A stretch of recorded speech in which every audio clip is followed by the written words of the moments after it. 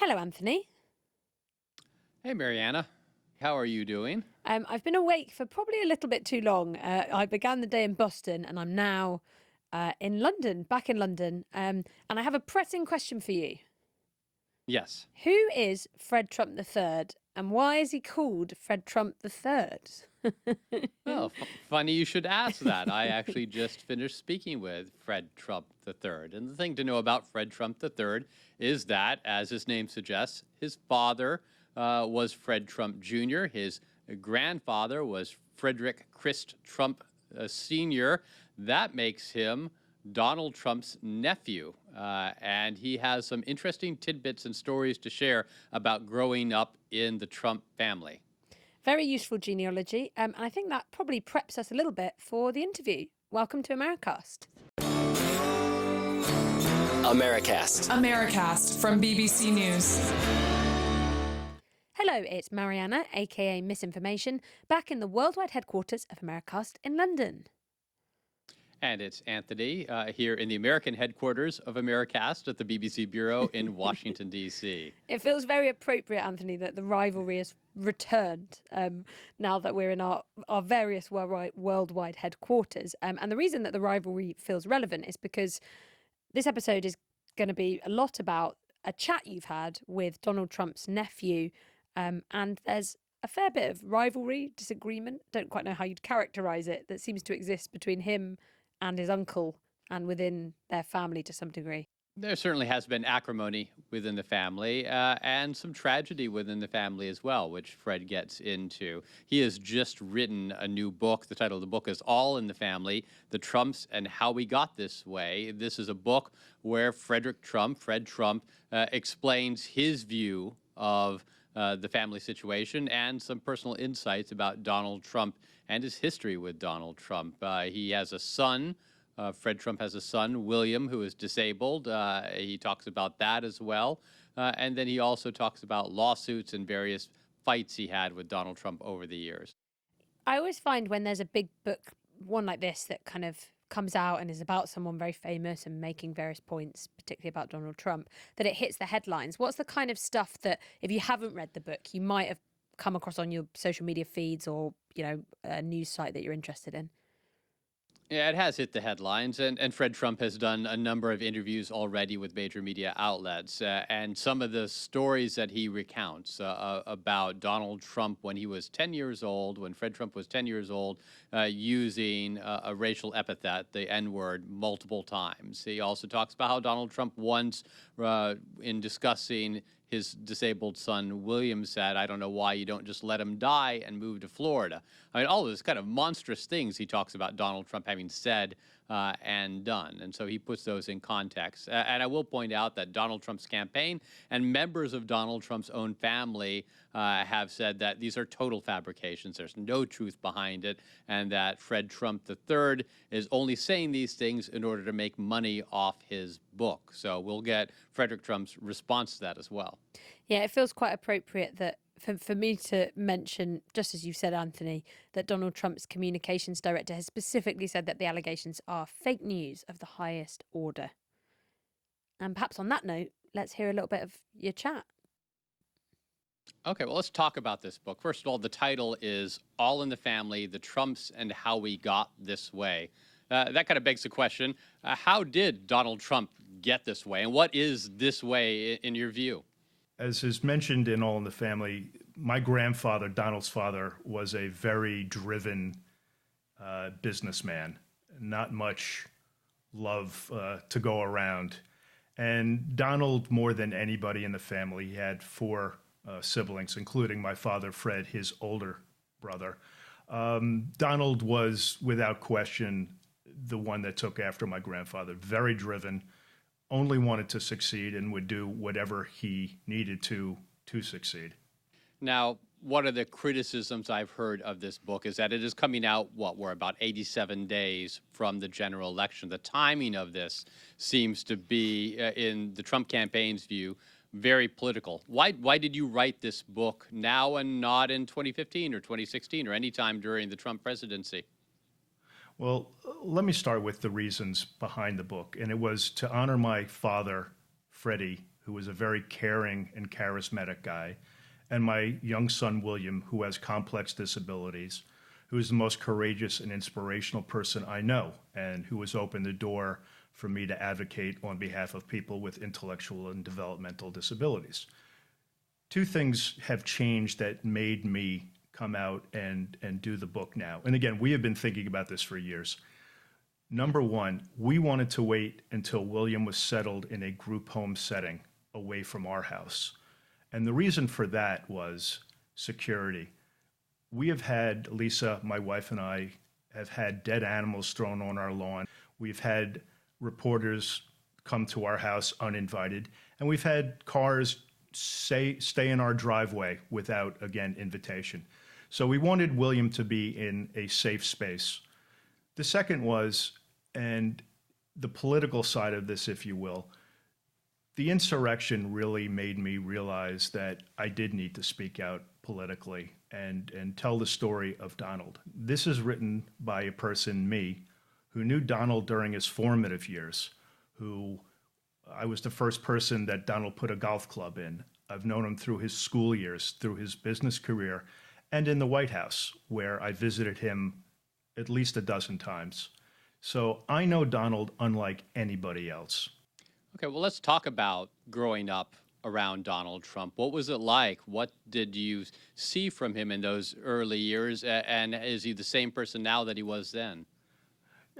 You know, it's some people don't understand this, but Donald was always, you know, fun to be around when I was a kid, for the most part. You know, we would joke, and he'd take me out to a movie, or, you know, get to hit golf balls and such. But you could tell that in that family, he was the one who was most looking forward to breaking out and being a superstar, if you will.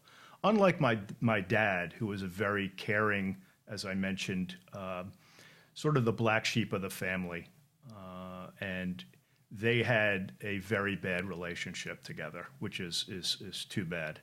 And you've talked about in the past your father struggling with addictions, and that is one of the reasons why, according to people around Donald Trump, that Donald Trump doesn't drink at all. Did that have an influence on Donald Trump, and what was it like for you growing up in that environment? A couple of things to look at. My family was very embarrassed by my father's alcoholism. It wasn't really a situation where they were looking to help him. It was, you're an alcoholic, you're below us, if you will. And that led to my sister Mary and I being treated as second-class citizens in the family. Donald, yes, he worried about the gene of alcoholism in the family. But what he said to me one time was, I don't drink because if I did, I would want to be the best drinker there was. So that gives you a little bit of an attitude check on Donald's mentality towards being the best, or at least making people think he's the best. Now, you mentioned your son, William, Right. and Donald Trump, he has given a considerable amount of money to support your son and take care of your son. In fact, Eric Trump, Donald Trump's son, said that you were being ungrateful by writing this book and recounting these stories. Are you worried, one, that this is going to hurt your son, that this is now going to mean that Donald Trump will cut you off from any further support, and two, that it is being ungrateful? Right. Let's put this into context.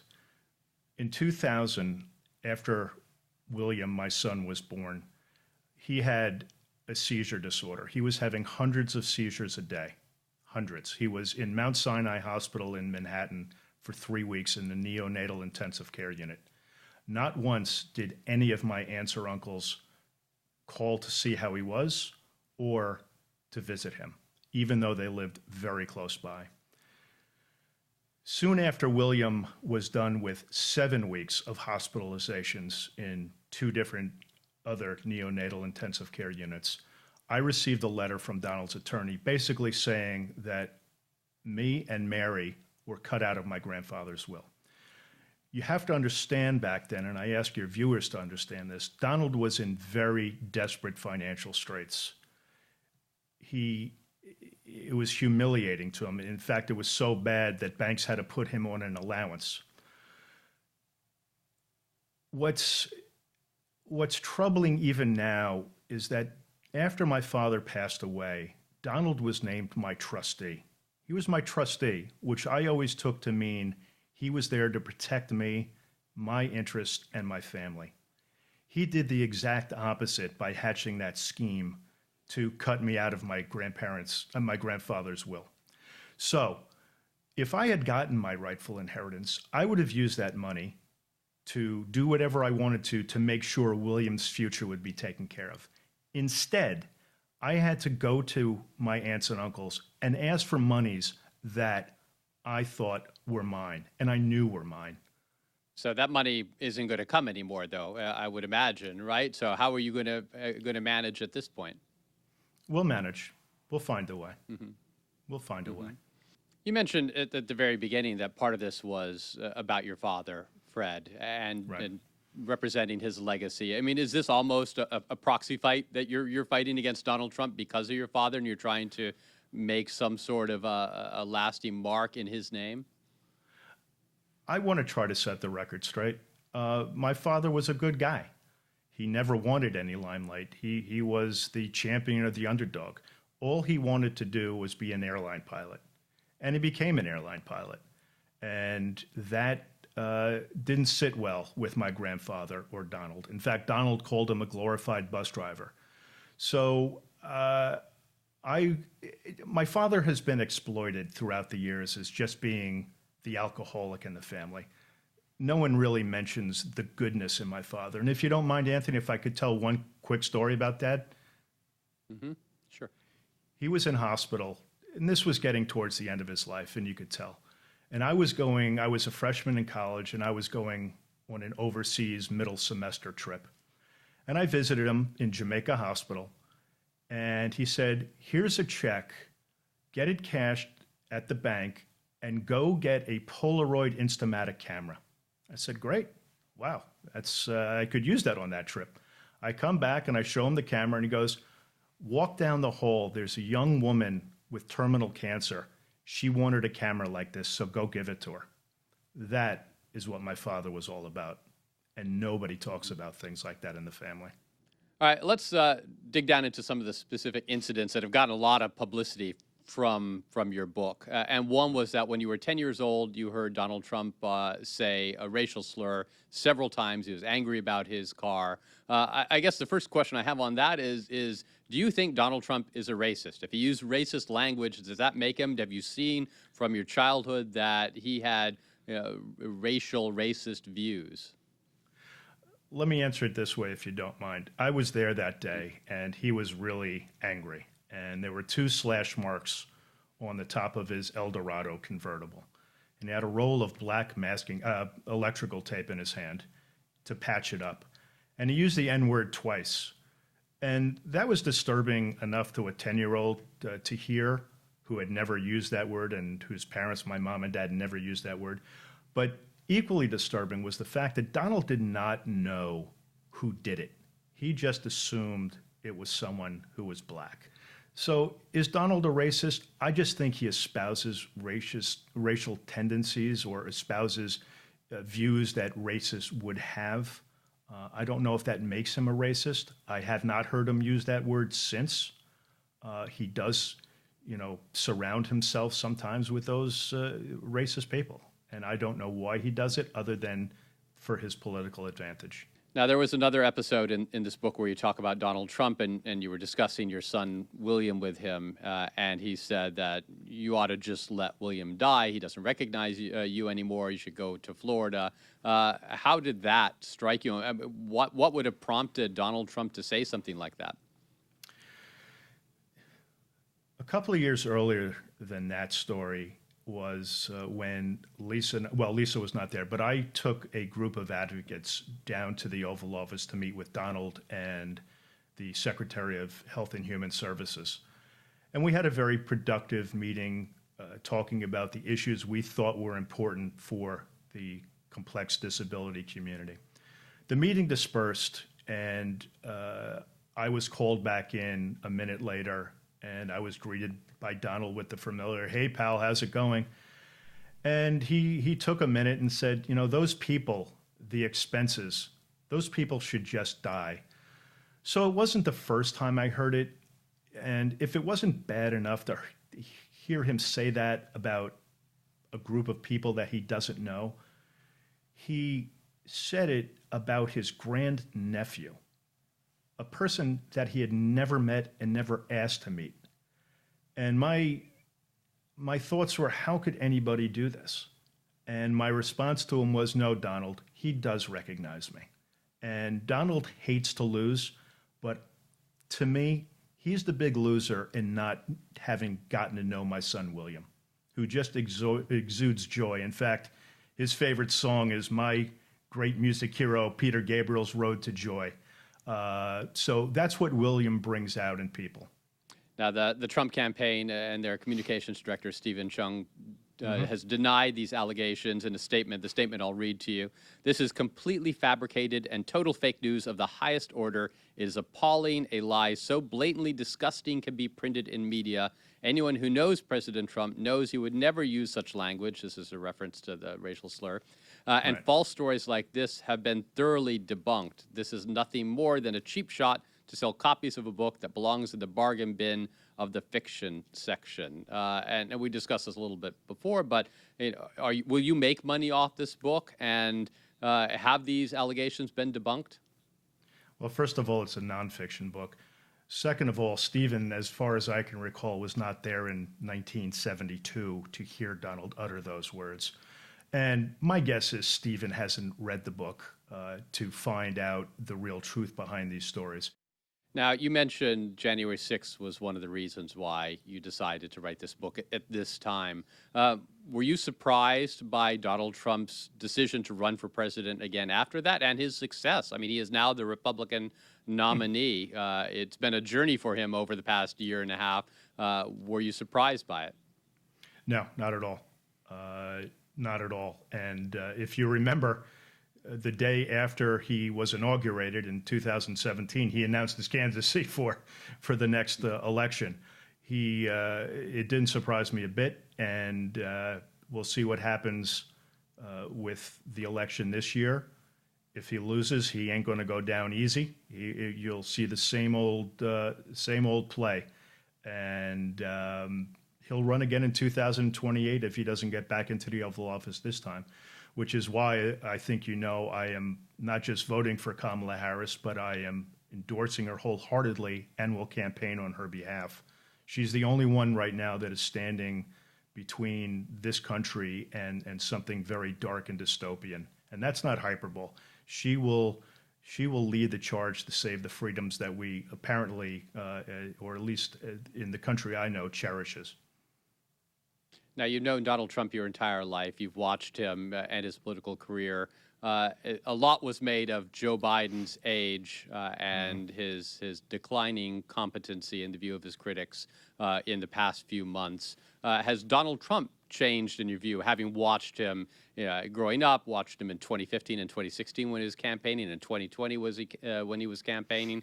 Is he still the same person now that he was then? I've always marveled at his energy, and he was in like me, the rough and tumble real estate industry in New York for decades. I knew his hours. I knew how hard he worked. Being in the White House is something completely different, and I think he underestimated what it would take to be president. To answer your question, sure, I've seen him slow down. I see him look older. Who wouldn't? Okay, this is not a personal thing. Who wouldn't? What do you think another Trump presidency would look like? You got a pretty close firsthand view of it the first time around, those 4 years. You mentioned how you had been in the Oval Office on multiple times. Do you think it's going to be more of the same? Do you think it's going to be different? Oh, I think it'll be different for several reasons. I think his base now is even more amped up than it was. They're almost leading the charge for him to go hard crazy. He's also surrounding himself with, as I call them, the merry band of miscreants, advisors who are fully on board with him, and he is surrounding himself with people who will make sure that comes into play, which is why we need to fight back and make sure that doesn't happen. Now, it seems like a lifetime ago, but it was only about 3.5 weeks that Donald Trump was nearly assassinated in Pennsylvania. What was your reaction when you heard that? How did you hear about it? What emotions were going through your head as you found out? My oldest son texted me. I was horrified. I was glad he was safe. My second thought was there is absolutely no place for violence in our politics in any country. I did several hours later. I wanted to wait a while. Not that things settled down right away, but I just wanted to wait. And I reached out to his assistant, who I've known for a number of years, and just wanted to pass along the good wishes of Lisa and me and the kids. And I said, please pass along the message. And she said, will do. And that's how I got to him. I'm thinking about that checkoff line about how every family is unhappy in different ways. And in a way, I mean, your book does paint a picture of an unhappy, unhealthy family. I mean, is this a sad story? I mean, is this, how is it for you sharing these kind of details publicly about the trouble within your own family? Yeah, it's somewhat cathartic, if you will, but I'll go back to how embarrassed my family was about my father's alcoholism and how, excuse me, Mary and I were treated as second-class citizens. I look at it this way. The positive part is my family, my wife and my 3 kids are terrific. They are low-key, hardworking people. So when the Trump family is mentioned, it doesn't include us. And that's just fine by me. We have our great friends. We keep quiet. We just go about our business and enjoy each other.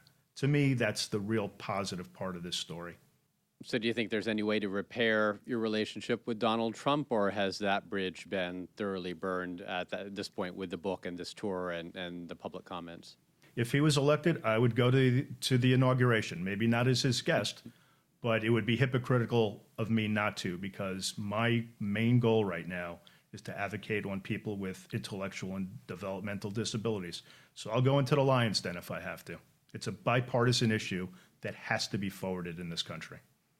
So, Fred Trump III, Donald Trump's nephew, I really appreciate you coming on and talking with me. Thank you. And good luck in the days ahead. Anthony, also, I have a bit of a surprise for you because I remember that you managed to get me some M&Ms from the Air Force One. And so I thought, while I was on my American travels, so I was out and about in Colorado and then also in Baltimore for this new Why Do You Hate Me USA series I'm doing, investigating the social media backdrop to the election. And that meant I found myself at one point actually going and looking at an election centre and like some of the machines and all this sorts of stuff. And they obviously had a fair bit of memorabilia. But what I've got you is it's a pin badge and it's got a sort of kind of canyony, mountainy type look.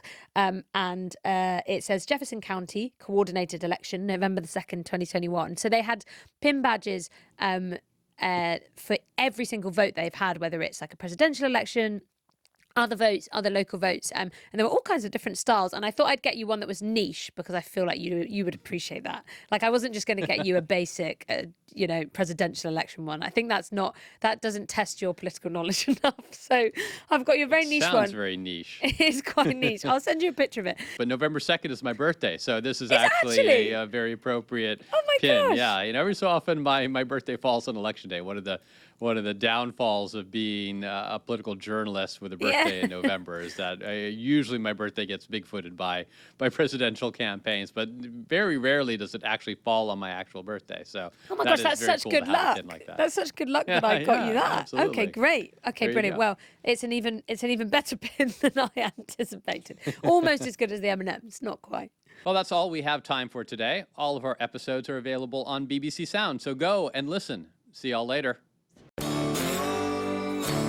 Americast. Americast from BBC News.